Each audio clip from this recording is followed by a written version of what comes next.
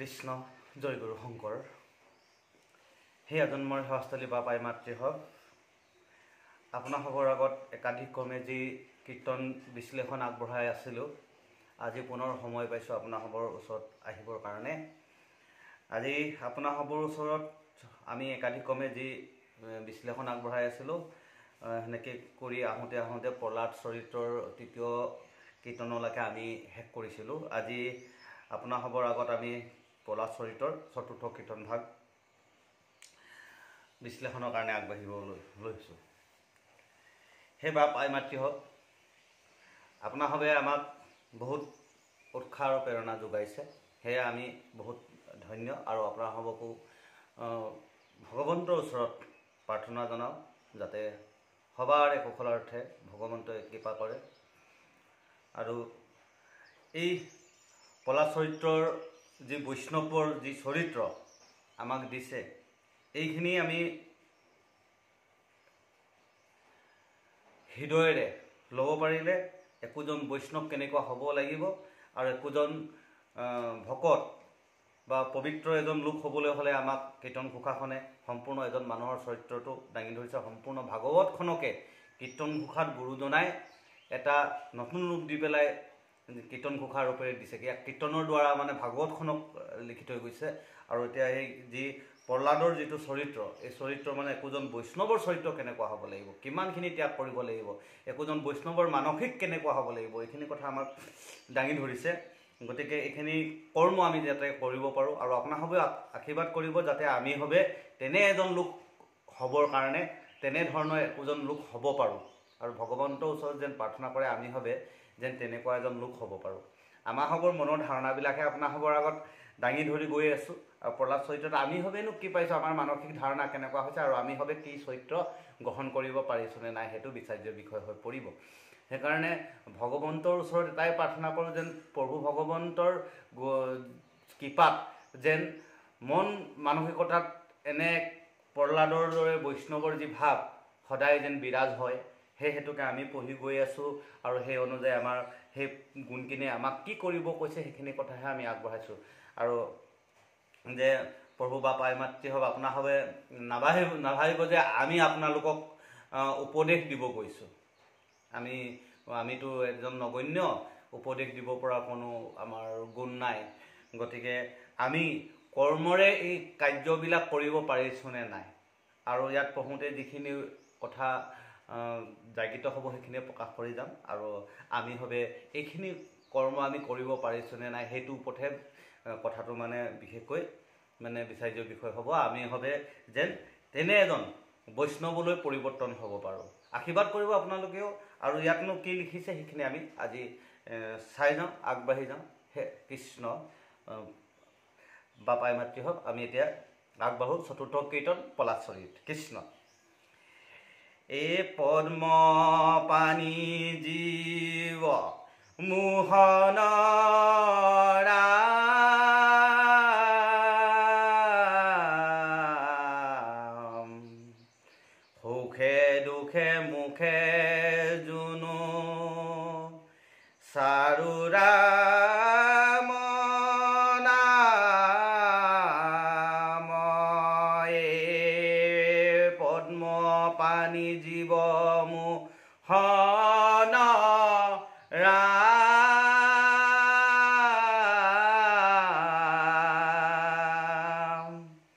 সুখে দুখে মুখে জুনু চাৰে ৰাম নাম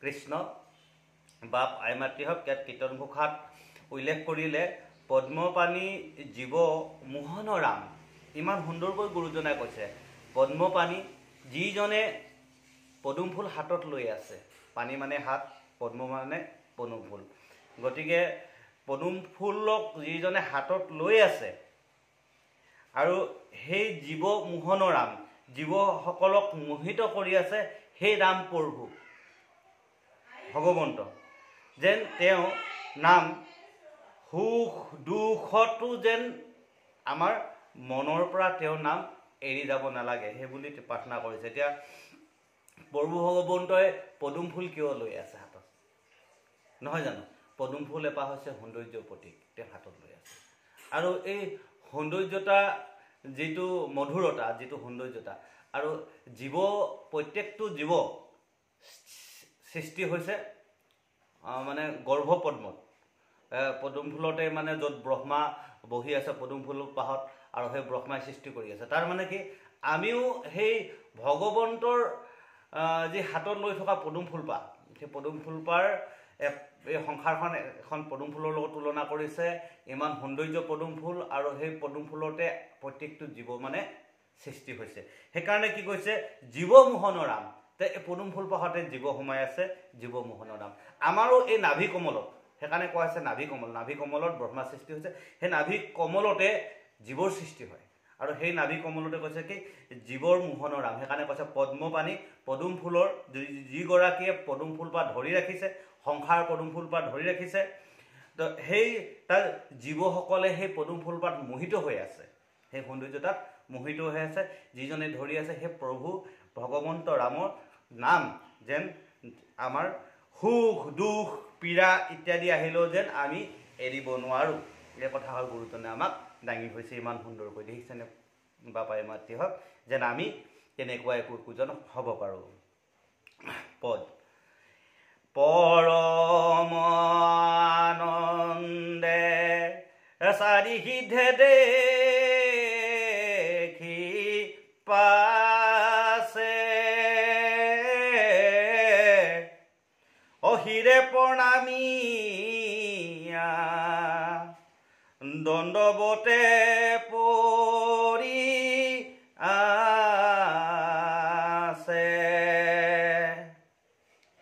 কৃষ্ণপদ মিশ্ৰ তুল ক্ষীৰ প্ৰায়া ঘ্ৰাণ খুব ভৈলা চিত্ত মহা মিলিল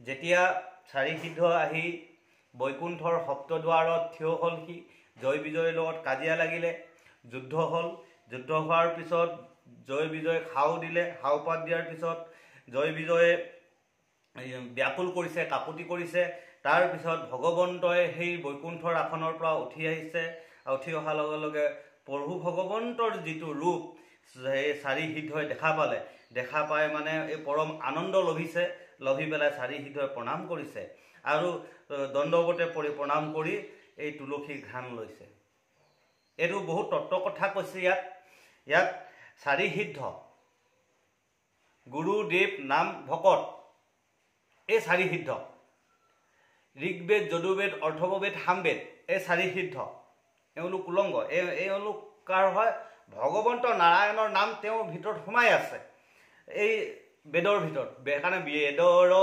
গুপুত ভিত নাৰায়ণ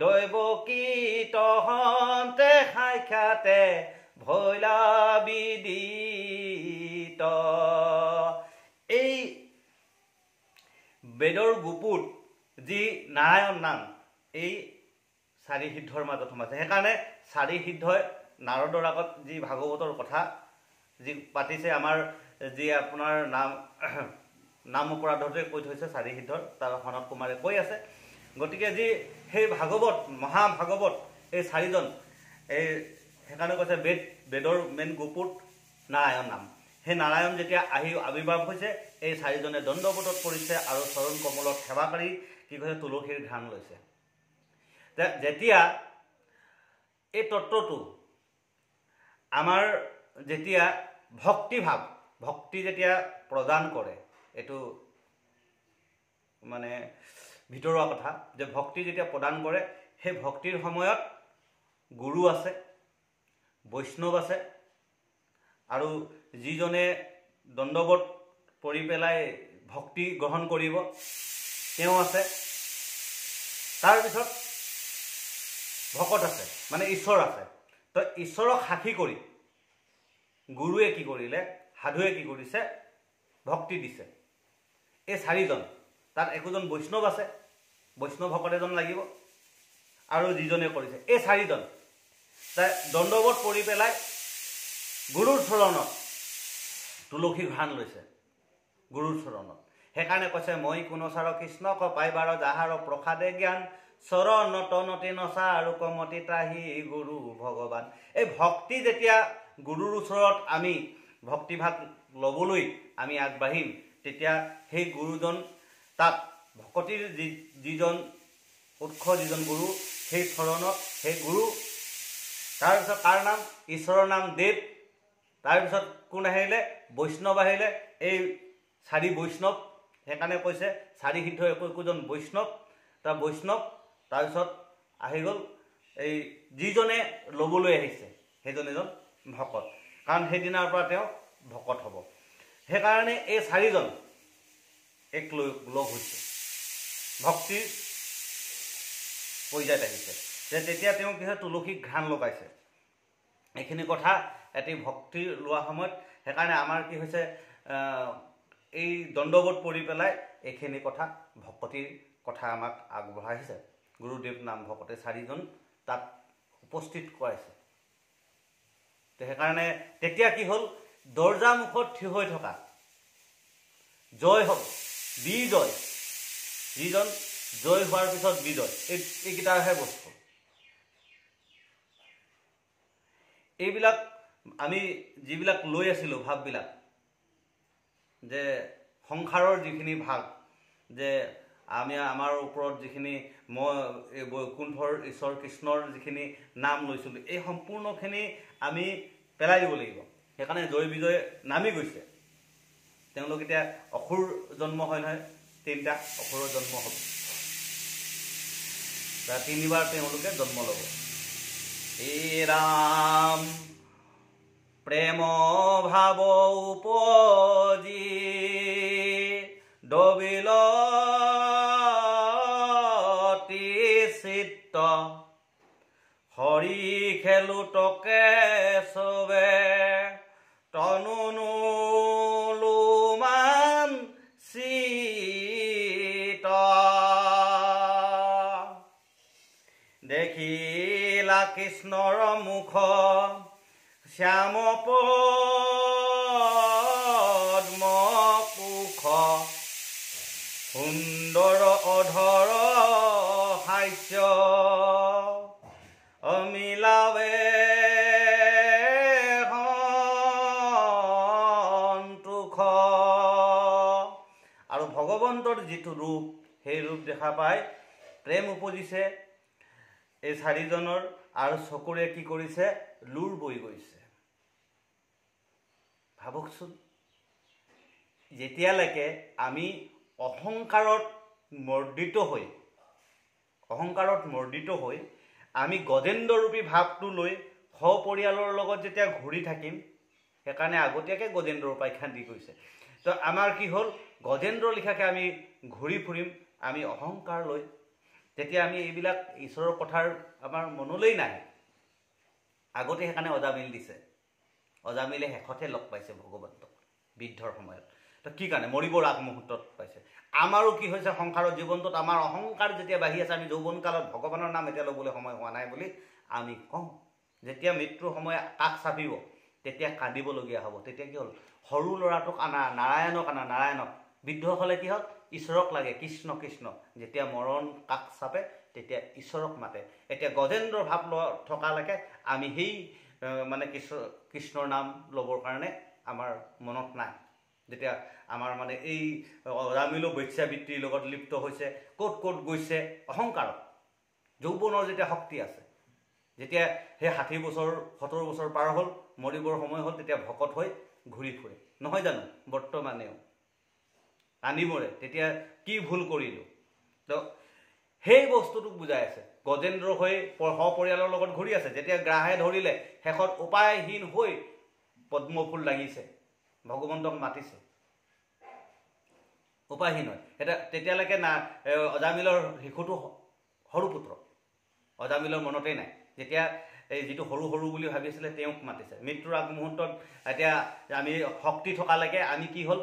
এতিয়া ঈশ্বৰৰ নাম ল'ব নালাগে, সেইটো সৰু পুত্ৰ, দূৰত যেতিয়া মানে বৃদ্ধ আহিল তেতিয়া সেই সৰু পুত্ৰটো দৰকাৰ হ'ল ভগৱন্তৰ নামঘৰ দৰকাৰ হ'ল তেতিয়া লাখুটিডাল লৈ লৈ নামঘৰলৈ যায় যেতিয়া শক্তি নাথাকে শক্তি থকা সময়ত কিয় নগ'ল শক্তি থকা সময়ত আমি ভগৱন্তৰ চৰণত যাব লাগিছিল সুখে দুখে নচাৰূপ ৰাম সেই বুলি কৈছে পদ্মপাণি প্ৰণামো কৈছে পদ্মপাণি জীৱ মোহন ৰাম সুখে দুখে মুখে নচাৰূপ নাম গতিকে আমি সুখে দুখে আমি নাম ল'ব লাগিছিলে নাই লোৱা এতিয়া এই দুধাৰী চকুলো বৈ গৈছে চাৰি বৈষ্ণৱত যেতিয়া সেই ঈশ্বৰৰ নামত আমি শৰণ ল'ম ঈশ্বৰৰ যেতিয়া তত্ত্ব বুজি পাম তেতিয়া আমি ইমান দিনে কি কৰিলোঁ কিয় এই ঈশ্বৰৰ স্থানলৈ নাহিলোঁ এইটো অনুতপ্ত হ'ব সেইদিনা হ'ব যিদিনাখনি এতিয়া জীৱ মাৰি মাৰি মাৰি মাৰি ধৰ্ম দেখুৱাই আছে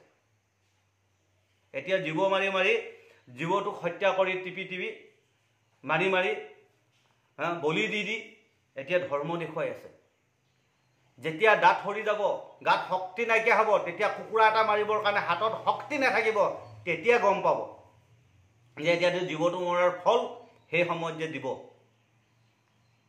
শক্তি থাকিব তেতিয়া এটা জীৱক মাৰিবৰ কাৰণে শক্তি নাথাকিব চকুৱে নেদেখা কৰাই দিব ধুন্দুলাবৰণ কৰি দিব চকুকেইটা যেতিয়া ভগৱন্তৰ যেতিয়া প্ৰভাৱ পৰিব কালে যেতিয়া বেৰি ধৰিব এতিয়া জীৱ মাৰিছে ধৰ্ম দোহাই হত্যা কৰিছে পাপ কৰিছে এইখিনি কি হ'ব যিজন মানুহে এই ভকতিৰ তত্ত্বটো বুজি পালে যিজনে শৰণাপন্ন হ'ল ভগৱন্তৰ ওচৰত তেওঁ তেতিয়া কি হ'ল চকু দুধাৰিব যে এই জীৱটোক কিয় নিষ্পাপ জীৱটোক মাৰি আছে অনুতপ্ত হ'ব সেইজনৰহে হয় যিজনে ঈশ্বৰৰ নামত আহিছে যিসকলে মদ্য মাংস খাই স্ত্ৰীৰ কথা পাতি ঘূৰি ফুৰিছে সেইসকলক বাৰম্বাৰ বৈষ্ণৱ ভকতসকলে বুজাই থাকিলেও তেওঁলোকে এতিয়া নুশুনে কিন্তু সেই সময়ত বুজিব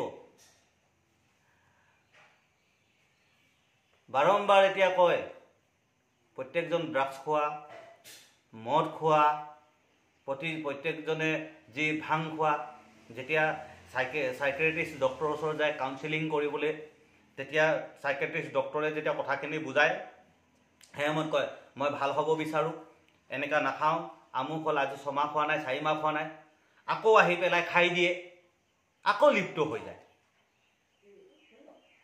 পাৰিছে জানো তাকে দিব নোৱাৰিছে কিয় নোৱাৰিছে এইটো অনুতপ্ত কৰিব পৰা নাই তেওঁ মানসিক ভিত্তিটো দূৰ কৰিব পৰা নাই মনৰ ভিতৰত জাগিত হোৱা এই যে 6 ৰিপুৰ যিটো ভাৱনা এই ভাৱনাক সেট কৰিবৰ কাৰণে শক্তি নাইকিয়া হৈছে তেওঁলোকৰ শক্তি নাই সেইকেইটা কাৰণ কাম ক্ৰোধ লোভ মোহ মৎস্য মাৎসৰ্য এই 6 ৰিপু ইমান শক্তি এই বলি শক্তি অসুৰৰ শক্তি বাৰম্বাৰ ইন্দ্ৰক পৰাস্ত কৰি আছে সংসাৰ বিত্তাসুৰে বাৰম্বাৰ ইন্দ্ৰক পৰাস্ত কৰি আছে বজ্ৰ ল'ব লাগিব কেনেকুৱা বজ্ৰ ল'ব লাগিব শক্তিৰ বজ্ৰ মানসিক বজ্ৰ ল'ব লাগিব সেইকাৰণে দধিচি মুনি হাৰ বুলি কৈছে দধিচি কিয় ক'লে দধিচি মুনি হাৰ বিত্তাসুৰক বধ কৰিবলৈ হ'লে নাৰায়ণৰ নাম জপিবলৈ ক'লে কেলে ক'লে নাৰায়ণ কবচ কিয় পঢ়ালে নাৰায়ণৰ নাম কিয় ল'বলৈ ক'লে যিজনে এই ঈশ্বৰৰ নামলৈ আহিব এই ঈশ্বৰৰ ভক্তি কথা বুজি পাব তেওঁৰ কাৰণে এই শক্তিবিলাক তেতিয়া তেওঁ অনুতপ্ত হয় কান্দে কি হৈছে আজি আমাৰ হৃদয়ত কেতিয়া জীৱ এটা কিবা কাৰণত কোনোবাই যেতিয়া কাটে এই যে সন্মুখেদি যেতিয়া কোনোবা মৎস্য মাংস যেতিয়া সেই যে ছাগলী কাটি পেলাই যেতিয়া ওলমাই থৈ দিয়ে যেতিয়া গাহৰি কাটি পেলাই ৰাস্তাত মানে ওলমাই থৈ দিয়ে হৃদয়ত দুখ পাওঁ আমি দুখ পাওঁ কিন্তু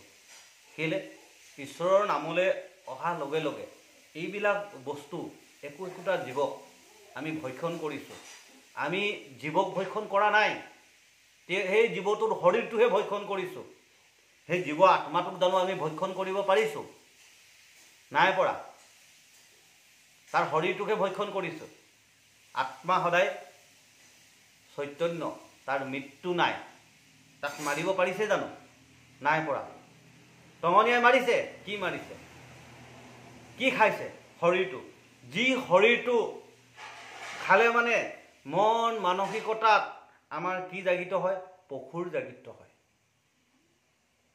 যি শৰীৰ খালে মানে মন মানসিকতাত পশুত্বৰ জাগিত হয়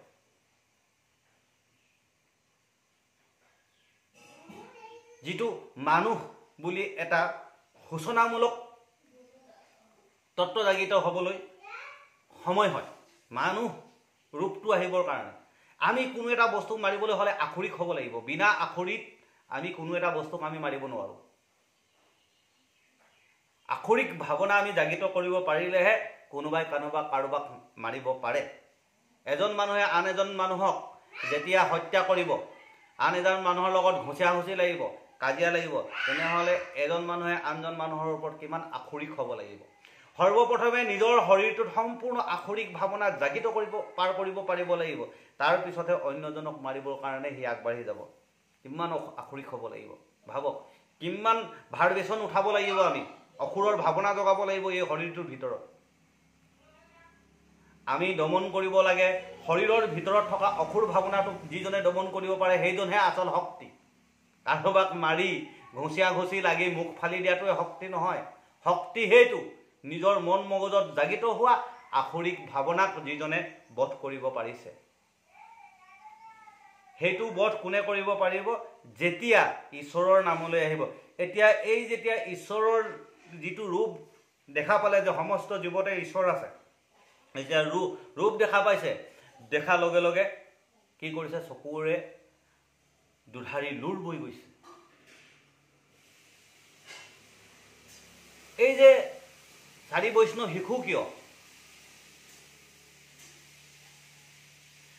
শিশু কিয় আমি যিমানে বৃদ্ধ নহওঁ লাগিলে শৰীৰটো বৃদ্ধ নহওঁ লাগিলে যেতিয়ালৈকে আমি ঈশ্বৰৰ ওচৰত শৰণ লোৱা নাই ঈশ্বৰৰ ওচৰত শৰণ ল'বলৈ আমি আগবাঢ়ি গৈ আছোঁ তেতিয়ালৈকে আমি শিশু কাৰণ আমি সেইকাৰণে কোৱা হৈছে শিশুপাল যেতিয়ালৈকে আমাৰ মায়াৰ যিখিনি কামুকতাৰ ভাৱখিনি আমি লৈ ফুৰিম যেতিয়ালৈকে আমি ৰিপুৰ ভাৱখিনি লৈ থাকিম তেতিয়ালৈকে শিশু চৰিত্ৰ পাল কৰি ৰখা যিদিনাই আমি ঈশ্বৰৰ গুণানুকীৰ্তন ঈশ্বৰৰ অংশ লৈ আহিম সেইজন বৃদ্ধ বুলি কৈছে জ্ঞান যিজন প্ৰকৃততে ঈশ্বৰৰ অংশ হয় যেতিয়ালৈকে সেইকাৰণে কৈছে আধ্যাত্মিক জ্ঞান আৰু যিখিনি অআধ্যাত্মিক জ্ঞান অআধ্যাত্মিক জ্ঞানৰ পৰা যেতিয়া আমি আধ্যাত্মিক জ্ঞানলৈ সোমোৱাৰ লগে লগে এইখন জগতৰ পৰা অন্য এখন জগতৰ কথা গম পাম তেতিয়া আমি কি হ'ল শিশুৰ চৰিত্ৰটো আমাৰ দূৰ হয় আমি আধ্যাত্মিক জ্ঞানলৈ সোমাওঁ সেইকাৰণে কৃষ্ণই শিশুপালক বধ কৰিছে ভগৱন্ত কৃষ্ণই এই শিশু চৰিত্ৰ যিজনে পাল কৰি ৰাখিছে তাক কাটি দিছে আৰু কৃষ্ণৰ ওচৰত মুক্তি পাইছে কোনে পাইছে শিশুপাল সেয়া কোন আছিল জয় বিজয় এটা ৰূপ নাছিল জানো সেইকাৰণে কৈছে যে এই শিশুপাল যিজনে পালন কৰি ৰাখিছে এই বস্তুটো কাটিব লাগিব কিহে কাটিব লাগিব কৃষ্ণৰ নামেৰে আমি কাটিব লাগিব সুদৰ্শনে কাটিব লাগিব ভাল দৰ্শনে আমি কি হ'ল এই শিশুৰ চৰিত্ৰটো কাটিব লাগিব যেতিয়াই আমাৰ শৰীৰত এই বেয়া চৰিত্ৰবিলাক উঠে তেতিয়া কেলে মোৰ মনলৈ বেয়া চৰিত্ৰটো উঠিছে এইটো বেয়া কাম নহয় এই বস্তুটোক ভাল ভাৱনাৰে আমি কাটিব লাগিব সুদৰ্শনে কাটিব লাগিব কটাৰ লগে লগে তেওঁ নিজে পৰিৱৰ্তন হ'ব এই শিশুপাল বধ হ'ব গতিকে যে এই তিনিটা ৰূপ বধ কৰিছে হিৰণ্যক্ষ হিৰণ্যকশিপুৰ ৰাৱণ কুম্ভকৰ্ণ শিশুপাল দন্তবক্ৰ এই তিনিটা বস্তু আমি বধ কৰিব লাগিব তেতিয়াহে কৃষ্ণ ওচৰত পায় সেইকাৰণে এই কথাখিনি এই শিশু ইয়াতে চক্ৰত্বটো এই শিশু চাৰি বৈষ্ণৱ আহিছে সেৱা কৰিছে চকুলো টুকিছে বৈষ্ণৱে চকুলো টুকিছে আমি যেতিয়া এই ঈশ্বৰৰ ওচৰত এই চাৰিটা সত্য শৌচ ক্ষমা দয়া আমাৰ ওচৰতে আছে এই চাৰিটা গুণ লৈ ভগৱন্তৰ চৰণত যেতিয়া আমি সেৱা কৰিম তেতিয়া দেখিম আমাৰো দুধাৰি ওলাব ভগৱন্তৰ যেতিয়া আমি ৰূপ দৰ্শন কৰিম ভগৱন্ত এই যিখিনি ৰূপ সৌন্দৰ্যতা প্ৰেম ভাৱ যিখিনি জাগিত হৈছে মুখত কি হৈছে শ্যাম পদ্ম কুশ এইবিলাক যেতিয়া দেখা পাইছে কৃষ্ণৰ যিটো ৰূপ চকু পানী ওলাই গৈছে ইমান দিনে আমি কি কৰিছিলোঁ এই জগতৰ পৰা অন্য এখন জগতৰ কথা আমি গমেই নাপালোঁ মাতৃগৰ্ভত যেতিয়ালৈকে সত্যযুগ আছিলে মাতৃগৰ্ভত আমি কেনেকুৱা আছিলোঁ এই শৰীৰটো আছিল জানো মাতৃগৰ্ভত নাই মাতৃগৰ্ভৰ পৰা ওলাই যোৱাৰ লগে লগে আমাৰ এইটো শৰীৰৰ ৰূপ ধৰিলে আৰু আমি যেতিয়া এই শৰীৰটো এই পৃথিৱীত এৰি থৈ যাম, মাতৃগৰ্ভৰ শৰীৰটো এতিয়া নাই, তাত এৰি দিলোঁ সেইখিনি। তাত যিটো বিষ্ঠা মূত্ৰ ইত্যাদিতে আমি খেলি খেলি তাতে খাই বৈ তাতে আমি ডাঙৰ হৈ আহিছিলোঁ।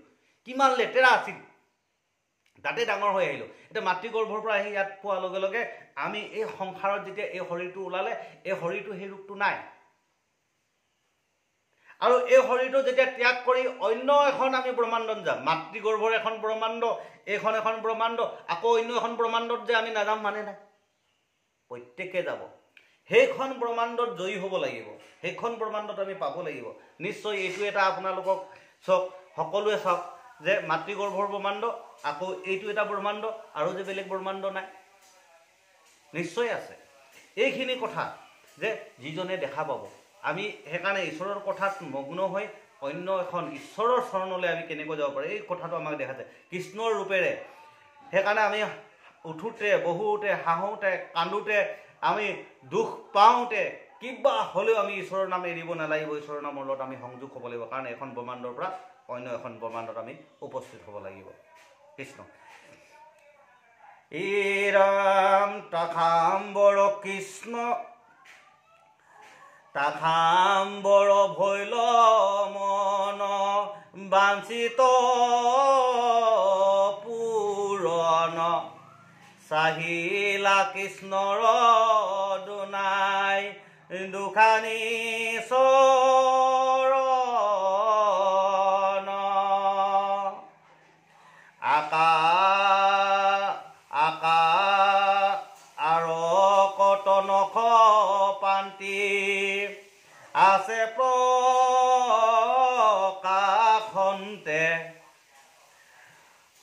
চিত্তত চিন্তিলা তাংক বাহিৰৰ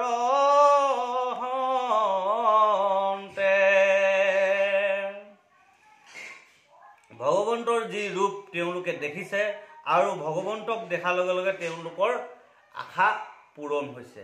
আমি যিমান এতিয়া সেইকাৰণে কৈছে যে মায়াৰ সংসাৰত আমি বৰ্তিত হৈ যিমানবিলাক মোক লাগে বুলি ঘটি থাকে কেতিয়াও পূৰণ নহয়। সেইকাৰণে চাৰি সিদ্ধ উলংগ, কাৰণ তেওঁলোকৰ আশা পূৰণ হ'ল। এইবিলাক সকলো মায়া, তেওঁ আৰু নিবিচাৰে, জীয়াই থাকিবৰ কাৰণে খাব। আৰু যিসকলে এই মায়াৰ কথাটো গম পোৱা নাই, তেওঁলোকে কি কৰিছে, মোক লাগে চব মোৰে ধন মোকেই লাগে, চব নিজকে গোটাই আছে, কিন্তু একো নিব নোৱাৰে। সংসাৰৰ যেন ধনেৰে, মায়াৰ ধনেৰে মই সংসাৰ জিনিম বুলি ভাবিছে। জগতৰ আটাইতকৈ মই ধনী হ'ম বুলি ভাবে, একো নহয়। আটাইতকৈ ধনী সেইজন, শাস্ত্ৰই কৈছে সন্যাসীজন। শাস্ত্ৰই কি কৈছে, আটাইতকৈ ধনী সেইজন যিজন সন্যাসী, যাৰ ওচৰত একো নাই, সেইজনহে আটাইতকৈ ধনী বুলি কৈছে। এই মায়াৰ সংসাৰত ধন বুলি ধনকে বিচাৰি নাপায় ধনৰ সুখ। সেইকাৰণে মাধৱদেৱে কি ল'লে, নাম ধন দিয়া মুকক কিনাব নমালি, দাস পাই নলবা কমন ঠাকুৰ আলি। তেওঁ নাম ধন বিচাৰি দিলে মাধৱদেৱে। চব কেৱল আমি জীয়াই থাকিব লাগে পৃথিৱীবা, আৰু ভগৱন্তৰ নাম লৈ গুচি যাব লাগে। এই যে যিটো ধন বুলি ধনকে বিচাৰি নাপায় ধনৰ সুখ, এই ধনৰ সুখটো আমি বিচাৰিবলৈ গ'লে আমি কেতিয়াও নাপাওঁ। আৰু লাগে বুলি তাত বৰ্তিত হৈ দিনে দিনে কি হ'ব, নিজৰহে লছ হ'ব। ধন বিচাৰিবলৈ গৈ জনৰহে ক্ষতি হয়। গতিকে আমাৰ গৃহখনৰ ক্ষতি হ'ব, ঘৰত সময় দিব নোৱাৰিব।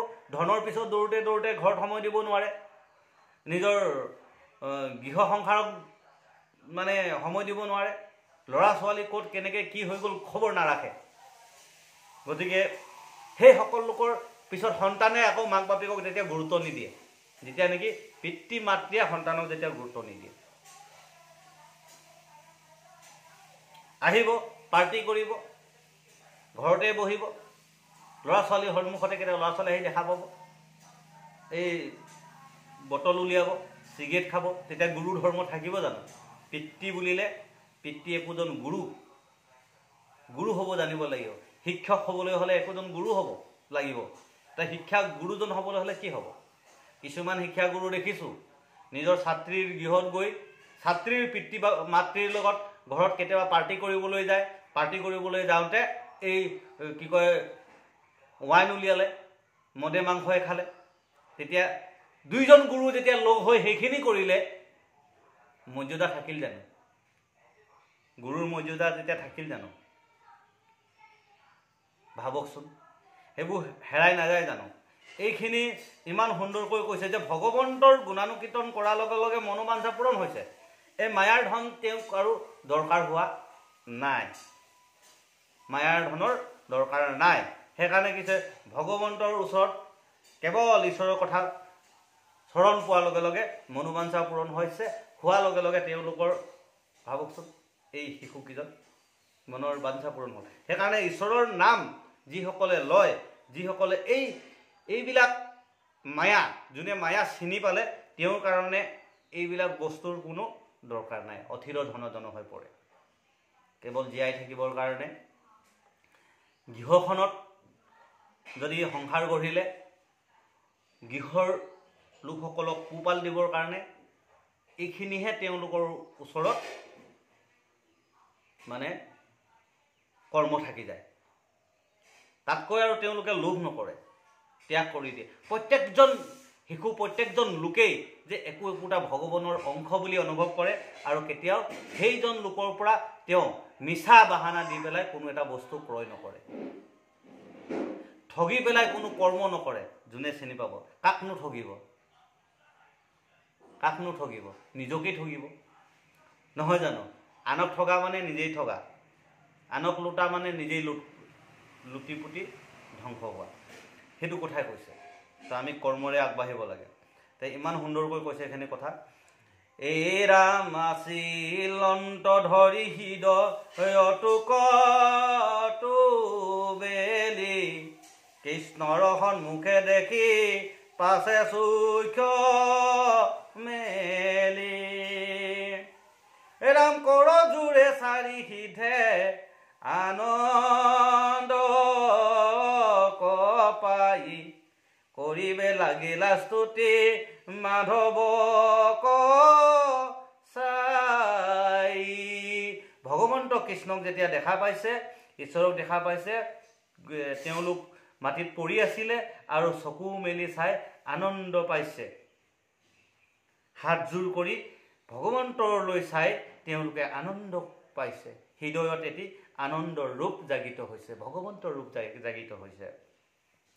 হে ৰাম সমস্ত ভূতৰে যদি তুমি হৃদিগত, তথাপি কৰ্মীৰ মনে নুহিকাবে কত, ভকতে খেপাৰে খুজি তুমি অন্তৰ্যামী, কিনো ভাগ্য নয়নে তোমাক দেখুৱামি। আৰু হাতযোৰ কৰি ভগৱন্তক হৃদয়ত যেতিয়া তেওঁ দেখিছে, প্ৰাৰ্থনা কৰিছে, তেতিয়া কৈছে যে হে প্ৰভু ভগৱন্ত, যে তোমাক কেৱল ভকতেহে দেখা পায়, আৰু কি হ'ল কৰ্মীসকলৰ হৃদয়ত তুমি বেকত নোহোৱা। হৃদয়ত আছে যিসকল কৰ্মী, যিবিলাক কৰ্মযুগত লাগি আছে, সেইসকলে ভগৱন্তক দেখা নাপায়। এতিয়া ইমান সুন্দৰকৈ কৈছে কথাখিনি। সেইকাৰণে আমাক কি হৈছে, ধৰ্ম কৰ্ম হবে বিড়ম্বন, সকলো এৰি ডাকি বোলা ৰাম ৰাম, ভকত হ'বলৈ কৈছে, সকলো ত্যাগ কৰিব কৈছে। কি ধৰণে কথাখিনি ক'লে। সেইকাৰণে আমাক কি কৈছে, কৰ্মৰ ওপৰত ধৰ্ম। সেইকাৰণে কৰ্মযুগত ভগৱন্তক নাপায়, ভক্তিতহে পায় বুলি ক'লে ভগৱন্তই। ধ্যান যুগতো নাপায়। সেই ঋষিসকলে কত যুগ ধ্যান কৰিলে, ঈশ্বৰক নাপালে, কিন্তু যশোদাই কি কৰিছে, কোলাত লৈ আছে। যি ভগৱন্তক ধ্যানতো মানে নাপায় ঋষিমুনিসকলে, আৰু সেই ভগৱন্ত যশোদাৰ কোলাত, নহয়নে? তো এয়ে কৈছে কেৱল ভকতেহে ঈশ্বৰক লগ পায় বুলি কৈছে। তো এই চাৰি বৈষ্ণৱৰ দ্বাৰা আকৌ বৈষ্ণৱ জন্ম হোৱাৰ কথা ক'ব, প্ৰহ্লাদৰ জন্ম হ'ব। গতিকে এই চাৰি বৈষ্ণৱ কি কৈছে, ৰূপ আমাক দৰ্শন কৰাইছে গুৰুজনাই। বৈষ্ণৱৰ গুণ কেনেকৈ আমাৰ মনৰ বা আমাৰ হৃদয়ত বিৰাজ হ'ব আৰু আমি কেনেকৈ একোজন বৈষ্ণৱৰ দৰে ৰূপ সলনি কৰি নিজৰ চৰিত্ৰ গুণখিনি আমি আগবঢ়াব পাৰোঁ। এই ৰাম পিতৃ মুখে তজু গুণ শুনিলো জৈখানি সেইদিনা হিয়াত শিলা চক্ৰপাণী তুমি পৰমাত্মা তত্ত্ব জানিলো সম্প্ৰতি সত্যমূৰ্তি ধৰি সাধা ভকতৰ গতি। কৃষ্ণ প্ৰভু ইয়াত আকৌ কি হ'ল, পিতৃৰ মুখেৰে চাৰি সিদ্ধই শুনিছিল। এতিয়া চাৰি সিদ্ধৰ পিতৃ কোন আছিল? ব্ৰহ্মা। ব্ৰহ্মা কোন হয়? 12 বৈষ্ণৱৰ একোজন বৈষ্ণৱ। গতিকে বৈষ্ণৱৰ মুখেদি যে সেইকাৰণে পিতৃ কি হ'ব লাগে? বৈষ্ণৱ হ'ব লাগে। তো চাৰি সিদ্ধই কাৰ মুখেদি শুনিলে? ব্ৰহ্মাৰ মুখেদি শুনিলে। গতিকে ইয়াত পিতৃ আৰু সন্তানৰ মাজৰ যিটো সম্পৰ্ক ইয়াত সুন্দৰকৈ উল্লেখ কৰিছে এইখিনি কথাত। আমি অলপ আগত কৈছিলোঁৱেই যে একোজন মানে শিক্ষাগুৰুৰ লগত যেতিয়া পিতৃগুৰু একেলগে বহি নিজৰ জীয়েক বা ছাত্ৰীৰ গৃহত মানে যেতিয়া ফুৰিবলৈ আহিলে, আহি একেলগে বহি ৱাইন উলিয়ালে আৰু চিগাৰেট উলিয়ালে, খাই একদম মানে আনন্দ ফূৰ্তি কৰি খাইছে, সেয়া জানো হয়? তেতিয়া কি হ'ল? দুই গুৰু কি হ'ল? শিক্ষাগুৰু পিতৃগুৰু, আদিগুৰু আৰু শিক্ষাগুৰু দুয়ো ভ্ৰষ্ট হৈ গ'ল। আৰু লগতে কাক ভ্ৰষ্ট কৰিলে? ছাত্ৰক ভ্ৰষ্ট কৰিলে। হিৰণ্যকশিপুৰ দৰে হ'লে খণ্ডমাকৰ যদি শিক্ষা দিবলৈ হয়, সেই পাছত সেইকাৰণে হিৰণ্যকশিপু আৰু খণ্ডমাকৰ কাহিনী আহিব। ভাবক, ইয়াত বৈষ্ণৱ পিতৃৰ সন্তান কাৰণে চাৰিজনে কি পালে? বৈষ্ণৱ গুণ পালে। আৰু ভগৱন্তৰ গুণানুকীৰ্তন হোৱাৰ কাৰণে তেওঁলোকে ভগৱন্তক আত্মাৰ হৃদয়ত স্থিতি কৰি সদায় ভগৱন্তক চাবলৈ ব্যাকুল হৈ আছিল। আৰু যেতিয়াই ভগৱন্তক দেখা পালে তেওঁলোকৰ চকুৰেদি দুধাৰি চকুলো বৈ গৈছে, যে সেয়া কৈছে যে ভকতেহে তোমাক দেখা পায় প্ৰভু। এই চাৰি সিদ্ধই দেখা পাইছে, গতিকে হে প্ৰভু মোৰ অগতিৰ অগতি, আমাক উদ্ধাৰ কৰা বুলি চাৰি সিদ্ধই কৈছে। ভাবকচোন, কাক? ভগৱন্তক দেখা পাইছে। ব্ৰহ্মা পিতৃগুৰু ঠিক আছিল কাৰণে সেইজন পিতৃ, বৈষ্ণৱ আছিল কাৰণে সন্তানক কি শিকালে? বৈষ্ণৱ গুণ শিকালে। আৰু সন্তানো কি হ'ল? চাৰি বৈষ্ণৱ হ'ল। নাৰদো বৈষ্ণৱ হ'ল। আমি উপমা পাওঁ ব্ৰহ্মাৰ, আপোনাৰ বৈষ্ণৱ হৈছে, ব্ৰহ্মাৰ সন্তান নাৰদ বৈষ্ণৱ হৈছে। এইখিনি কথা আমাক কৈছে। মহাদেৱ শিৱ ব্ৰহ্মাৰ সন্তান, ব্ৰহ্মাই সৃষ্টি কৰিছে। গতিকে সেয়া হ'ল বৈষ্ণৱ। ভাবকচোন, তো এইখিনি কথা ইমান সুন্দৰকৈ আমাৰ ইয়াত উল্লেখ কৰিছে। তো এই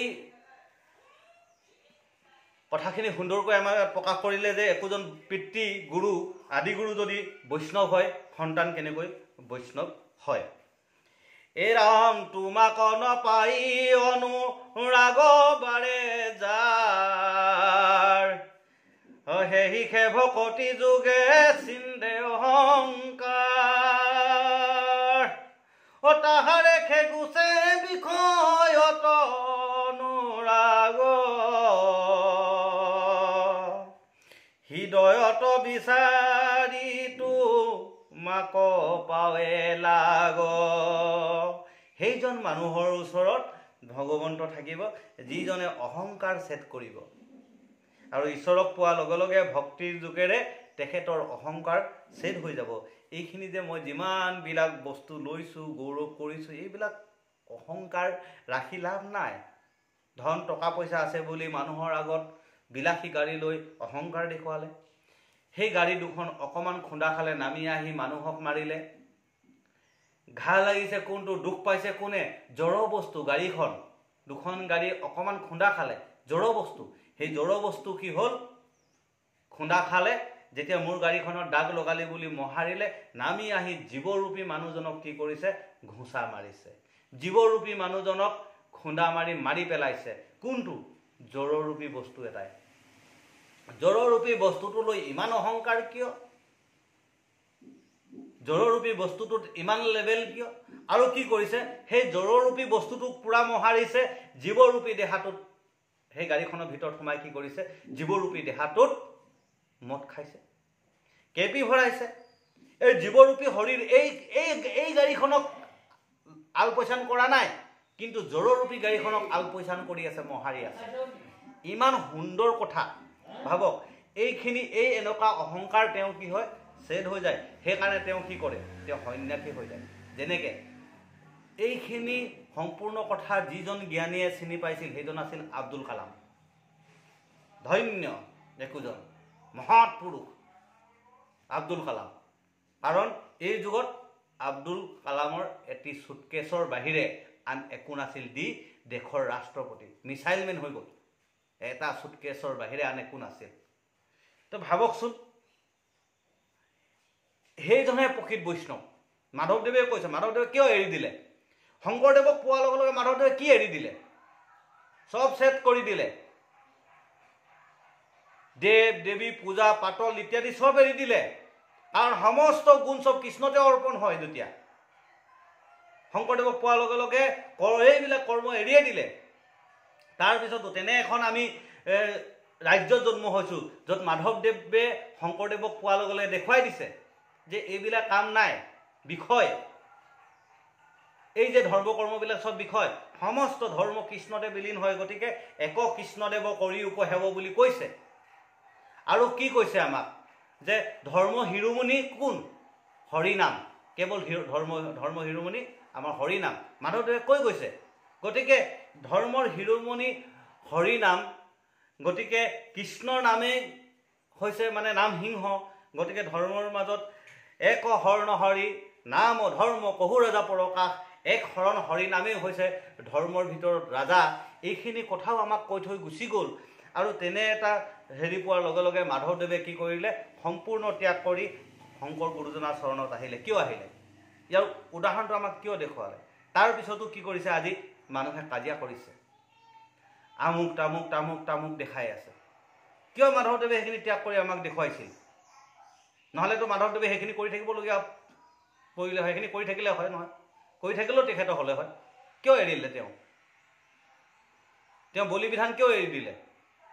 আৰু কিছুমান পণ্ডিতে আজিও ক'বলৈ ধৰিছে ক্ষত্ৰিয় ধৰ্ম বোলে, বা কি কয়, যিখিনি কি কয় ক্ষত্ৰিয় লোক আৰু যিখিনি মানে মংগোলীয় বা যিখিনি লোক, এইখিনি লোকৰ বোলে ধৰ্মই বোলে জীৱ পশু ইত্যাদি বলি দিয়া কৰ্ম বোলে। সিহঁতে সেইবোৰ খালেও বোলে, যেনেকৈ জীৱ জন্তুৱে পশু খালে মানে এটা জীৱই আন এটা পশু খালে মানে পাপ নধৰে, ঠিক তেনেকৈ ক্ষত্ৰিয়সকলে খালেও বোলে পাপ নধৰে। এইটো কি কথা? তাৰমানে তেওঁলোক, যিসকল ব্ৰাহ্মণে এই কথাবোৰ কয়, সেই ব্ৰাহ্মণসকল কি, তেওঁলোক মানে জ্ঞানী, বাকীসকল মানে এই পশু পক্ষী খাই থকা মানুহে হৈ থাকক। এইবিলাক নহয়। মানুহ বুলিলে মনুষ্যত্ব গুণ আৰু মনুষ্যত্ব ভাৱনাৰে আমি আগবাঢ়িব লাগিব, মানুহ হ'ব লাগিব।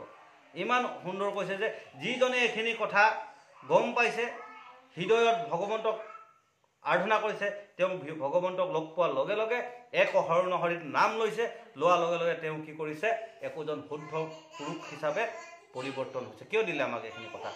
এতিয়া আকৌ কৈছে, চক সেই যে পিতৃ বৈষ্ণৱ হোৱাৰ কাৰণে সন্তান 4জন বৈষ্ণৱ হ'ল, নাৰদ বৈষ্ণৱ হ'ল। গতিকে আমাৰ এই ধৰণৰ হ'ব লাগিব যে পিতৃগুৰু আমাৰ কি হ'ব লাগিব। এতিয়া বৰ্তমান পিতৃগুৰু কোনফালে গুচি গৈছে চাওকচোন, 2জন গুৰু লগ হৈ লৈ। কিছুমান আমি তেনেকুৱা দেখিবলৈ পাওঁ।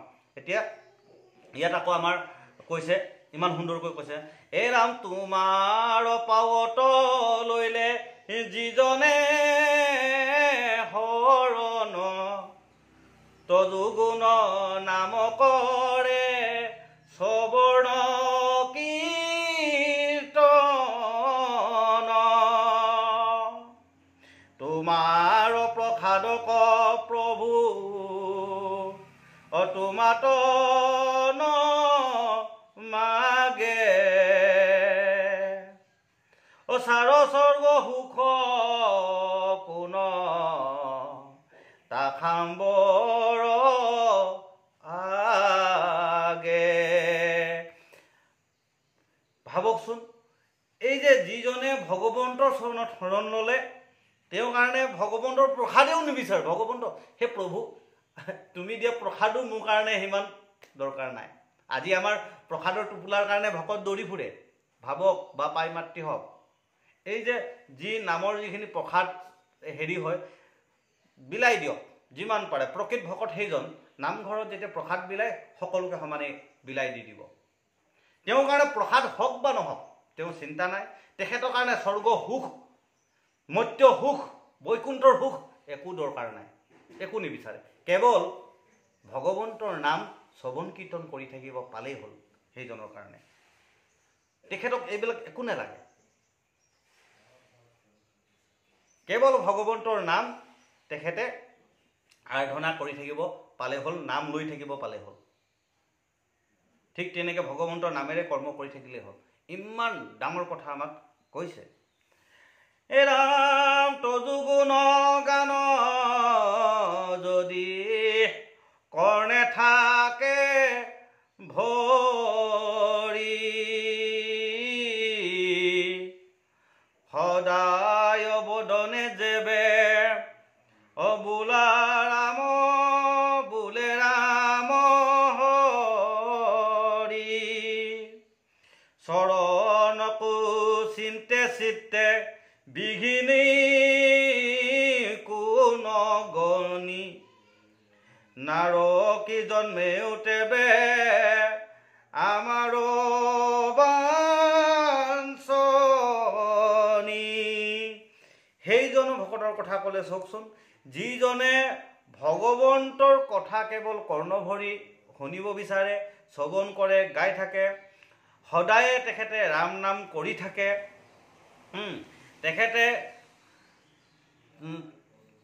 তেখেতে কেৱল ভগৱন্তৰ চৰণ চিন্তন কৰে, তেখেতৰ জীৱনলৈ অহা এই বিঘিনিবিলাক কোনো বাধা বিঘিনিক তেখেতে গণ্য নকৰে। যি হৈ আছে এইবোৰ বাধা বিঘিনি পৃথিৱীত আহি আছে, আহি থাকিব। এই বাধা বিঘিনিবিলাককো তেওঁ নগণে। গম পাইছেনে?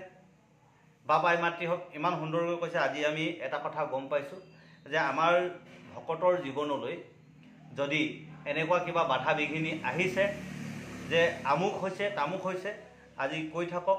আমি ইয়াতে এটা প্ৰমাণ পাইছোঁ যে কোনোবাই যদি কয় এই শংকৰ সংঘ আমুক তামুক কিবা কিবি বদনাম গাই আছে, বাধা বিঘিনি কৰি আছে, এইবিলাক আমি গণিব নালাগে, এইবিলাক আমি কোনো ভাবিব নালাগে। এইবিলাক ভকতৰ এইবিলাক মানে এই বিঘিনিবিলাকক ভাবি থকাৰ কোনো কথা নাই। এই বাধা বিঘিনি আহি থাকিব। এনেকৈ নৰকতো পেলাই দিব ভগৱন্তই। কাক পেলাইছিলে কওকচোন নৰকত? মাৰ্কেন্দ্ৰীয় মুনিক। যেতিয়া ধ্যানত বহিছিলে, কামদেৱ সকলো আহিছিল। আমি সেইকাৰণে আমাৰ ভকতৰ একচিন্ত হ'ব লাগিব কেৱল ঈশ্বৰ কৃষ্ণৰ নাম। এই ওচৰত এইবিলাক কেতিয়াবা সাগৰৰ দৰে ওপৰ ঢৌ আহিব, আকৌ তললৈ পেলাই দিব, এনেকুৱা কি কৈছে ইয়াত বিভিন্ন ধৰণৰ মানে নাৰকী জন্ম ওচৰত আহি গৈছে। তথাপি তেওঁ মানে সেইবিলাক ভাৱনা নাই, কেৱল কৃষ্ণ ভাৱনা। আমাৰ ভকতৰ কৰ্ম হৈছে কেৱল কৃষ্ণ ভাৱনা।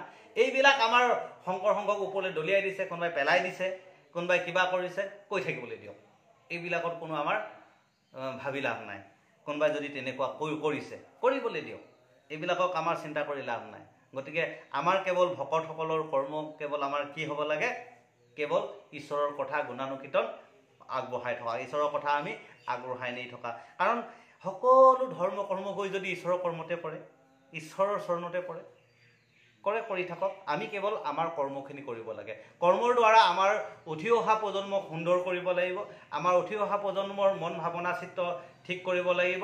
আমাৰ প্ৰতিজন সেৱা বাহিনীৰ সন্তান যাতে পবিত্ৰ হয়, অপবিত্ৰ স্থানৰ পৰা আহি পবিত্ৰ হয়। আমাৰ প্ৰতিজন অসমীয়া সন্তানক আমি এনে এটা পৰ্যায়লৈ আগবঢ়াই লৈ যাব লাগিব, যিটো নেকি পবিত্ৰতাৰ মানসিকতাৰে মনত ভাৱনা জাগিত হোৱা ক্লমক ভাৱবোৰ দূৰ হৈ কেনেকৈ একোজন পবিত্ৰ সন্তান সৃষ্টি হয় আৰু অসমখনক আগুৱাই লৈ যাব পাৰে, আমি তেনে এটা কথা আমি চিন্তা কৰিব লাগিব।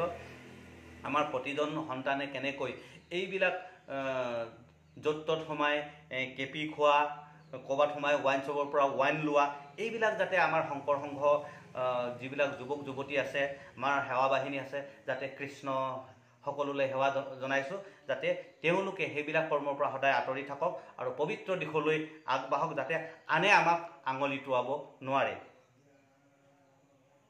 আৰু পবিত্ৰ হ'লে এই যে আমাৰ যিবিলাক মানে পবিত্ৰ হোৱাৰ পিছত আমি সেইবিলাক কৰ্ম যেতিয়া ত্যাগ কৰি দিয়ে, ৰিপুৰ কৰ্মবিলাক ত্যাগ কৰি দিয়ে, নিজেই যেতিয়া ত্যাগ কৰিব নহয় 10 বছৰ, আমি বেছি কষ্ট কৰিব নালাগে, 5 বছৰ কষ্ট কৰিলে গম পাই যাব যে আমি কেনেকুৱা এজন মানুহ পৰিৱৰ্তন হৈ যায়। 5 বছৰ কষ্ট কৰিলে হৈ যায়। তো আমি ভাবিও আগতে তেনেকুৱাৰ পৰা যেতিয়া পৰিৱৰ্তন হৈছোঁ, ঈশ্বৰৰ কথা গম পাইছোঁ, গুৰুজনাৰ কীৰ্তন ঘোষা নামঘোষাই আমাক যেতিয়া পৰিৱৰ্তন কৰিলে, আমি ভাবে গম পাইছোঁ যে কি পৰিৱৰ্তন হৈ পৰিছে। আমি যেতিয়া এৰিছোঁ, এৰাৰ পাছত আজি বৰ্তমান এই 12 বছৰত আমাহবৰ মানসিকতাৰ ভিতৰত যে যেতিয়া এইবিলাক বস্তু ত্যাগ কৰিলোঁ, ত্যাগ কৰাৰ পিছত যেতিয়া গুৰুৰ কৰ্মত আমি যেতিয়া আগবাঢ়িবলৈ চেষ্টা কৰিলোঁ মন মানসিকতাত, এতিয়া আমি গম পাওঁ আমাৰ কেনে এটা মানে ভাৱ সৃষ্টি হৈ যায় যে সেইবিলাক বিষয় কৰ্মক লৈ লাগি আছে এনেই, এইবিলাকতো চব পৃথিৱীত থাকি যাব, চব থাকি যাব, কেৱল আত্মাৰূপী এই যেতিয়া আত্মাটো ওলাই যাব আমি কেনেকৈ ভগৱন্তৰ চৰণত বিলীন হ'ব পাৰোঁ, ভগৱন্তৰ লগত আমি একলগ হ'ব পাৰোঁ, সেইটোৱে চিন্তা কৰিব লাগে। নহ'লে আগম নীতিত আমি ঘূৰি থাকিব লাগিব পৃথিৱীত। আমি এই পৃথিৱীৰতে আমি ঘূৰি ঘূৰি এই জন্ম হ'লোঁ, এই মৰিলোঁ, এই জন্ম হ'লোঁ, এই মৰিলোঁ, এইখিনি আমি শাস্তি খাই থাকিব লাগিব। 84 নৰক যোনিত ভূমি থাকিব লাগিব, নৰক যোনিত। গতিকে আমাক কি কৰিছে, এই ভগৱন্তৰ যি ঈশ্বৰৰ গুণানুকীৰ্তন কৰি একোজন পবিত্ৰ হ'ব লাগে। আমাৰ পবিত্ৰ স্থানলৈ আমাৰ প্ৰতিজন সেৱাভানী শিশু, আই, যুৱক যুৱতীসকল যাতে পবিত্ৰ হৈ আহে।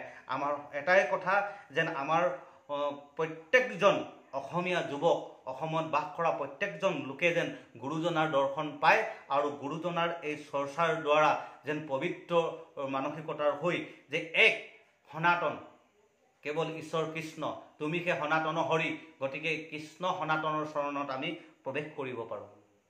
এই কথাখিনি যাতে গুৰুজনাই যিটো দিছে, কোনো জাতি ধৰ্ম ভাষা নিৰ্বিশেষে, কোনো জাতি ধৰ্মৰ কোনো মানে আমি ধৰিব নালাগে, যে সেইকাৰণে ঈশ্বৰৰ গুণানুকীৰ্তনত আমাৰ সোমাব কৈছে। এইবিলাক নাৰকী জন্ম পালেও যে আমাক কি কৈছে, এনেকুৱা এটা নৰকৰ ভাৱনাই আমাক যদি বেৰি ধৰে, তথাপি কৃষ্ণৰ গুণানুকীৰ্তন আমি এৰিব নালাগিব। এ ৰাম দেখাই দিব্য ৰূপ ইটো অতি চমৎকাৰ, সাধিলা আনন্দ কিনো নেত্ৰৰ আমাৰ, অজ্ঞজনে তোমাৰ নলয় গুণ নাম, আমি হেৰা পৰি প্ৰভু কৰিলোঁ প্ৰণাম। যেতিয়া জয় বিজয়ে সেই ভগৱন্তৰ ৰূপটো দেখিছে, দেখাৰ পিছত কৈছে যে আকস্মিক আৰু মানে চমৎকাৰ ৰূপ দেখা পাইছে, ভগৱন্তৰ যিটো চমৎকাৰ ৰূপ। আৰু এই চমৎকাৰ ৰূপ জয় বিজয় দেখাৰ পিছত তেখেতে কৈছে যে আমাৰ নেত্ৰ আজি ধন্য, আপোনাৰ এই চমৎকাৰ ৰূপ দেখিছোঁ, আনন্দ লভিছোঁ, কিন্তু অজ্ঞজনে আপোনাৰ এই গুণ কৰ্মবিলাক দেখা নাপায়। অজ্ঞসকলে সেয়া দেখা পায়, শ্ৰীকৃষ্ণই 1600 গোপীৰ লগত লীলা কৰিলে আৰু গোপীসকলৰ লগত লীলা কৰি এৰি আহিলে। এয়া কৃষ্ণৰ চাওকচোন কেনেকুৱা এটা কৰ্ম, 16,000 নাৰীৰ লগত ঘূৰি ফুৰিলে, ভাবকচোন কেনেকুৱা কৃষ্ণৰ কৰ্ম। সেইখিনি আচৰিত নহয়নে? কৃষ্ণ জয় গুৰু শংকৰ, কৃষ্ণ হৰি অ ৰাম কৃষ্ণ। ভাবকচোন এনে এটা কৰ্ম দেখুৱালে, ভগৱন্তৰ যিটো মানে ৰূপ দেখাৰ পিছত অজ্ঞজনে দেখা নাপায়। অজ্ঞজনে সেই কৃষ্ণ 1600 গোপীৰ লগত নাচিছে, আমি কি 1600 গোপীৰ লগত নাচিব নোৱাৰিম নেকি, এনেধৰণৰ অজ্ঞসকলে দেখা পায়। কিন্তু জ্ঞানীজন, যিজনে ভগৱন্তৰ যি চৰণ চিন্তি পালে, তেওঁলোকে চিনি পায় যে এই 1600 গোপী মানে কি। তেওঁলোকৰ হৃদয়ত, ভকতজনৰ হৃদয়ত চিনি পায় যে গোপী মানে কি, গো মানে কি, পি মানে কি, তেওঁ চিনি পায়। আৰু সেই 1600 বা সেই 16,108 গৰাকী পত্নী, কৃষ্ণৰ যে 16,108 গৰাকী পত্নী, সেই পত্নীৰ তাৎপৰ্য কি, 8 গৰাকী মহিষী পত্নী, সেই 8 গৰাকীৰ তাৎপৰ্য কি, কিয় নাম দিলে সেই 8 গৰাকীৰ নাম ৰুক্মিণী, জাবৱন্তী, সত্যভমা, কালিন্দী, এইবিলাক নাম কিয় দিলে? নামটো একেটা একেটাকে ক্ৰমান্বয়ে। লক্ষণা, কিয় দিলে এইখিনি নাম ভাবকচোন। সত্য যেতিয়া ভ্ৰমণ হ'ব, তেতিয়া সত্যভমা হ'ব। যিজন মানুহৰ শৰীৰত সত্যৰ প্ৰভাৱ পৰিব তেওঁৱে সত্যভমা। তেতিয়া তেওঁ জীৱনত এটি বন্তি জ্বলিব। কিহৰ বন্তি জ্বলিব? কৃষ্ণ নামৰ বন্তি। সত্য যাৰ তেওঁৰ ওচৰত কৃষ্ণৰ বন্তি জ্বলিছে, সেইকাৰণে নাম হ'ল জাম্বৱন্তী। তাৰ পিছৰ গৰাকী হ'ল ৰুক্মিণী। তেতিয়া সেই সৌন্দৰ্যতা প্ৰকাশিত হ'ব। সেয়া হৈছে ৰুক্মিণী। সৌন্দৰ্যতা প্ৰকাশিত হয় কোনজনৰ? যিজনৰ ওচৰত সত্যৰ ভ্ৰমণ কৰি বন্তি জ্বলালে তেওঁ সত্যৰ সুন্দৰ যিটো সত্য, এই যে কয় নহয় সত্যম শিৱম সুন্দৰম, কিয় কয়? সত্যই এই বন্তি শিৱ, কৃষ্ণ শিৱ, কৃষ্ণ শিৱ ভৈলন্ত উদিত, মানে সেই কৃষ্ণ শিৱ কথা কৈছে যে বন্তি জ্বলিলে, যাব বন্তি, সেইকাৰণে বন্তি জ্বলিছে। আৰু কি হ'ল? এই সুন্দৰতা যিটো প্ৰকাশিত কৰিছে সেয়া হৈছে ৰুক্মিণী। কেতিয়া হৈছে? কালিন্দী। কাল মানে কি? সূৰ্যৰ জীয়েক। এই কালিন্দী মানে কি? সময়। তাই আশা কৰিছিল কৃষ্ণক পাবলৈ। কালিন্দী মানে কি? সময়। এই সময়ৰ ভিতৰত আমি এই সূৰ্যতে আমি সময় নিৰ্ধাৰণ কৰোঁ। গতিকে এই সময়ৰ ভিতৰত আমি কৃষ্ণৰ গুণানুকীৰ্তনে সত্য ভ্ৰমণ কৰাই যি বন্তি জ্বলাম, যি বন্তি জ্বলাই আমাৰ সৌন্দৰ্যটো প্ৰকাশিত হ'ব, সেয়াই হৈ গ'ল আমাৰ কৃষ্ণৰ পত্নী, লগতে আমাৰ গুণ। তাৰ পাছৰগৰাকীৰ নাম কি? লক্ষণা। তেখেতৰ লক্ষণ কেনেকুৱা প্ৰকাশিত হ'ব? গতিকে এইখিনি কথা এই 8গৰাকী মহিষীৰ কথা কৈছে। এই 16,000 আমাৰ তাৎপৰ্য কি বুজাইছে ভাবক। যিজন ভকত তেওঁ এইখিনি দেখি পায়, কিন্তু অভকতে কি পায়? কৃষ্ণৰ সেই গুণ দেখা নাপায়। অভকতে কি পায়? ভকতে এই চমৎকাৰ ৰূপবিলাক দেখা পায়, কিন্তু অভকতে কি দেখা পায়? 1600 গোপীৰ লগত নাচিছে, 16,000 গোপীৰ লগত তেওঁ বিবাহ কৰিছে। এইখিনিক লৈয়ে বাহ্যিকত কাজিয়াত লাগি থাকিব, কাজিয়া লিপ্ত হৈ থাকিব, তৰ্ক হৈ থাকিব যে নৰকাসুৰৰ পৰা 16,000 বিয়া কৰি আনিছে। নৰকাসুৰ মানে কি? নৰকাসুৰক কৃষ্ণই বধ কৰিছে, আৰু তাৰ ওচৰত থকা নৰকাসুৰৰ ওচৰত থকা 16,000 বস্তুটো কি? 16,100টা শতগুণ। সেইকাৰণে আমাৰ ধৃতৰাষ্ট্ৰৰ 100টা সন্তান। সেই 100টা সন্তান ঠিক তেনেকে 100জনী কি হৈছে? 100 গুণ, শতগুণ। সেইকাৰণে ইয়াক কি হয়? সগুণ বুলি কোৱা। সগুণে যেতিয়া খায়, সৰগুণ। গতিকে এই সগুণ, 100 গুণৰ তাৎপৰ্য। তাৰ ভিতৰত কি আছে? 16,000 আছে। কোনে নিছিল? নৰকাসুৰ। ভাবক, নৰকাসুৰৰ পৰা উদ্ধাৰ কৰি আনিছে সেই 16,000। নৰ মানে কি? মানুহ। অসুৰ মানে কি? যিটো আসুৰিক ভাৱনা। নৰৰ মাজত উঠা আসুৰিক ভাৱনা এই আমাৰ 16,000 যিখিনি আমাৰ এই শৰীৰৰ ৰক্ত পিপাসুবিলাক বন্দী কৰি ৰাখিছিল। প্ৰকৃতি, দেহাৰ প্ৰকৃতি 16,000 ৰক্ত পিপাসুক যেতিয়া বন্দী কৰি ৰাখিছিল, তাক কৃষ্ণই উদ্ধাৰ কৰিছে। সেই 16,000 কৃষ্ণৰ পত্নী দেখুওৱা হৈছে। যেতিয়া কৃষ্ণ হৃদয়ত বিৰাজ হ'ল, হৃদয়ত যেতিয়া কৃষ্ণ যেতিয়া আমাৰ হৃদয়ত বিৰাজ হৈ যোৱাৰ লগে লগে আমাৰ এই 16,000 নৰকাসুৰৰ যে অসুৰ, যেতিয়া নৰকাসুৰ আমাৰ বধ হৈ গ'ল শৰীৰৰূপী, তেতিয়া আমাৰ এই 16,000 মুক্তি পাইছে, কৃষ্ণৰ পত্নী হৈছে। এই দেহৰ 16,000 যিটো ভাৱ, এই অষ্টমহিষী তেনেকৈ দেখুওৱা হৈছে। এই তাৎপৰ্য কেৱল ভকতে দেখা পায়, কিন্তু অভকতে এইবিলাক বাহিৰত যে 16,000 বিয়া পাতিলে, এই 16,000 মানে কি কয় 1600 গোপীৰ লগত নাচিলে, গতিকে মই কি 5জনীৰ লগত নাচিব নোৱাৰিম, এনেকুৱা অভকতে দেখা পায়। কিন্তু ভকতৰ কাৰণে এইবিলাক চমৎকাৰ বস্তু, তাৎপৰ্য তেওঁলোকে বুজি নাপায়। ইয়াক কৈছে, যোনে বুজি পায় প্ৰভুৰ চৰণত প্ৰণাম জনাইছে, সেইকাৰণে পৰি প্ৰণাম জনাইছে যে সেইদিনাৰ পৰা যিদিনাই শৰণ ল'লে, আৰু সেইকাৰণে কৈছে যে সেই 4 ভকত ভগৱন্তৰ চৰণত পৰিছে, ভক্তি লৈছে। যিদিনাই ভক্তি লৈছে, যিদিনাই এই কথা তাৎপৰ্য বুজিছে, আৰু যিদিনাই ভগৱন্তৰ চৰণত কি কৈছে? সেৱা কাঢ়িছে, ভগৱন্তক বুজি পাইছে। ভাবকচোন কিমান তাৎপৰ্য কথা আমাৰ ইয়াত আগবঢ়াই থৈ গৈছে। এই ৰাম তোমাৰ পাৱত হুক একান্ত ভকতি, এতেকে প্ৰসাদ দিও আমাক প্ৰতি। সেইকাৰণে কি কৈছে? এই জয় বিজয় যেতিয়া এই গেটৰ সন্মুখত কাজিয়া লগাৰ পিছত এই চাৰি সিদ্ধ আহিলে ভগৱন্তৰ ৰূপ দেখা পাইছে। এই ভগৱন্তৰ ৰূপৰ ওচৰত ভগৱন্তক প্ৰণাম কৰিছে, হে প্ৰভু একান্ত ভক্তি আপুনি দিয়ক, ভক্তি দিয়ক। এই যে ভক্তিৰ কথা কৈছে, ভক্তি লৈছে দেই, শৰণ ভজনৰ ওপৰত ভক্তি। এই ভক্তি ল'বলৈ হ'লে গুৰুৰ ওচৰত, কেৱল গুৰুৰ ওচৰত পোৱা যায়। সেই তাতহে এই চাৰিজন দেখুৱাইছে। তেওঁলোকৰ শৰীৰত সেই সময়ত উলংগ, গোটেই শৰীৰটো বৰ্ণনা কৰিব, তাত উলংগ বুলি কৈছে। সেইকাৰণে সেই বৰ্তমান কি কৈ দেখুৱাই আছে, আমাৰ যে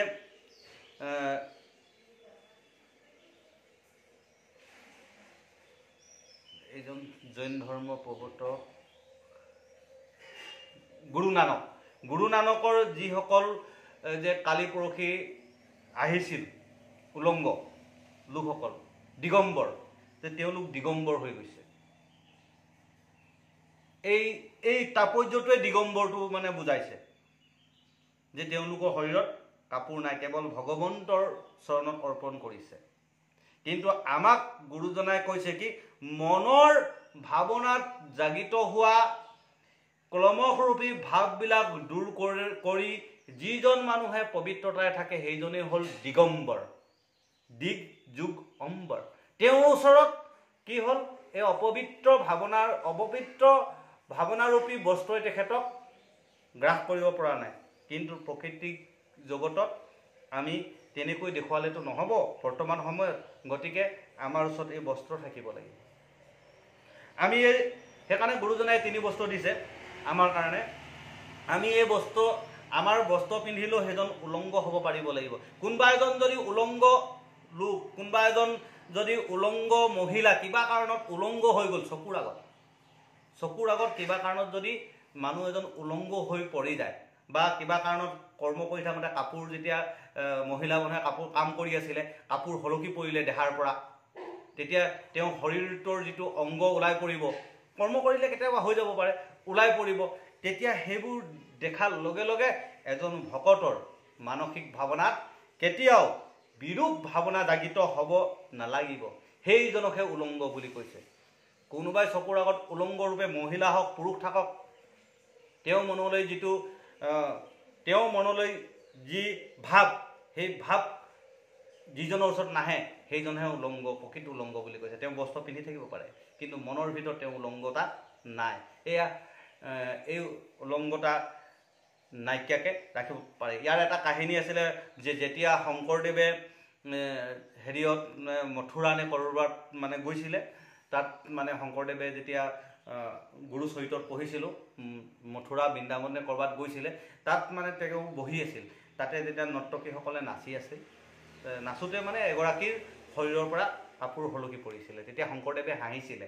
তেতিয়া সেই তাৰ যি ব্ৰাহ্মণসকলে সুধিছিল যে আপুনি ইমান পণ্ডিত, ইমান অগাধ পণ্ডিত, যেতিয়া এই নাৰীগৰাকীৰ শৰীৰৰ পৰা যেতিয়া কাপোৰ হলকি পৰিছে, তেতিয়া আপুনি হাঁহিছে কিয়?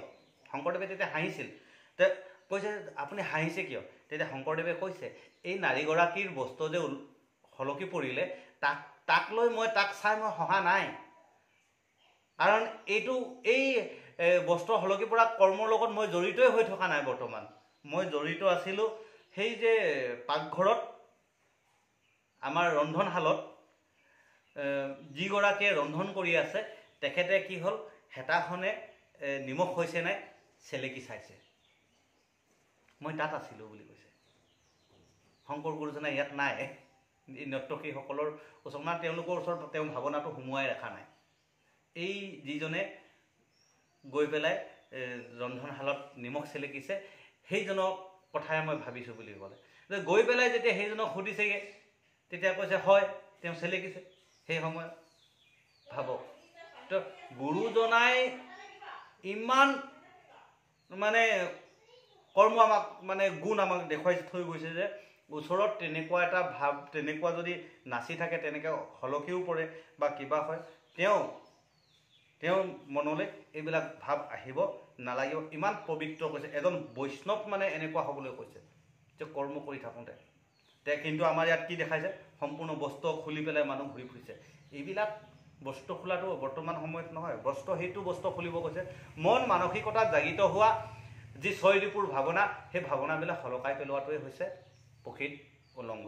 আৰু এই 4 বৈষ্ণৱ ভগৱন্তৰ ৰূপ দেখা পালে, এই ৰূপটোৱে আমাক এটি সুন্দৰ কথা আগবঢ়ালে। আৰু ইয়াৰ দ্বাৰা আমাক গুৰু আৰু মানে সন্তানৰ কথা আগবঢ়ালে। ইয়াত আমাৰ কিমান ধুনীয়াকৈ একোজন বৈষ্ণৱ আমি কেনেকুৱা হ'ব লাগে এইখিনি কথা আগবঢ়াই আকৌ প্ৰহ্লাদ ৰূপটো দেখা দিব। ইয়াৰ পিছত প্ৰহ্লাদক দেখা দিব। কেলে এনেকুৱা এটা সমস্যা আহিলেও আমি ধৈৰ্যতা আগবঢ়াব লাগিব।